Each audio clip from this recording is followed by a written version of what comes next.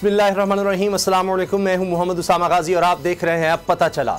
कराची समेत साहिली इलाके समुद्री तूफान की जद में हैं, खतरात संगीन हैं। हुकूमत सिंध अपनी सी कोशिशें कर रही है। सबकी दुआ है कि ये तूफान नुकसान पहुंचाए बगैर टल जाए। मुल्क की बात करें तो इसे भी एक तूफान का सामना है जो रियासत को कमजोर कर रहा है। खमियाजा आवाम को भुगतना पड़ रहा है। ये तूफान अकरबा परवरी का है, मेरिट के कत्लेआम का है। वैसे तो इस हमाम में सब नंगे हैं, मगर नून लीग का दामन ज्यादा ही दागदार है। इदारों को कमजोर करने में जिसका कोई सानी नहीं। माजी पर नजर डालें तो मुल्की इदारों में मनपसंदों की तैनाती के लिए नून लीग का मयार मेरिट नहीं, सियासी वफादारी रही।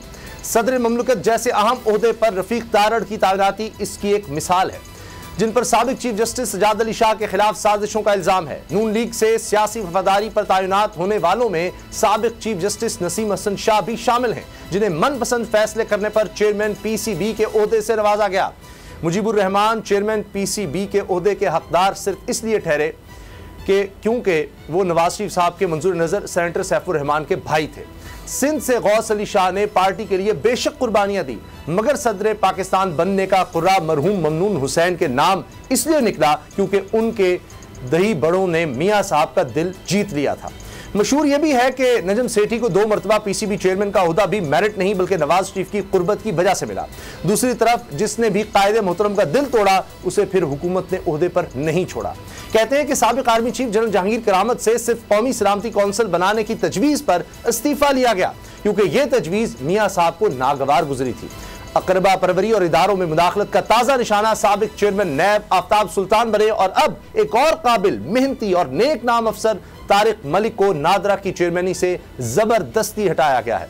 तारिक मलिक पर क्या इल्जाम लगाया गया है या उन्होंने हुकूमत का कौन सा गैर कानूनी हुक्म मानने से इनकार किया, इसी से आगाज करेंगे। सैयद मुजम्मिल शाह मेरे साथ हैं। अगर आपको ये वीडियो पसंद आई तो सब्सक्राइब करें और बेल पर क्लिक करें। बजट 2023-24 की सबसे बड़ी ट्रांसमिशन बोल एक मर्तबा फिर सबसे आगे।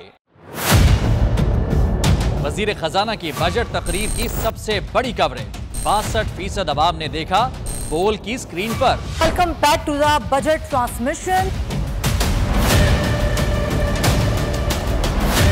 सबसे बड़े पैनलिस्ट और रिपोर्टर्स की बड़ी टीम ने बजट के लम्हे लम्हे की अपडेट से किया बाखबर अपनी अवाम को। गुजरात अदाफ में यूं कह रहा हूं कि एक तरफ ये ख्वाहिश है कि लोगों को रिलीफ दी जाए, क्योंकि इलेक्शन सर पर है, तो कोई ऐसा बजट दे जो पॉपुलिस्ट हो, क्योंकि बोल रखता है खबर के हर पहलू पर नजर। बोल है सबसे आगे, सबसे पहले।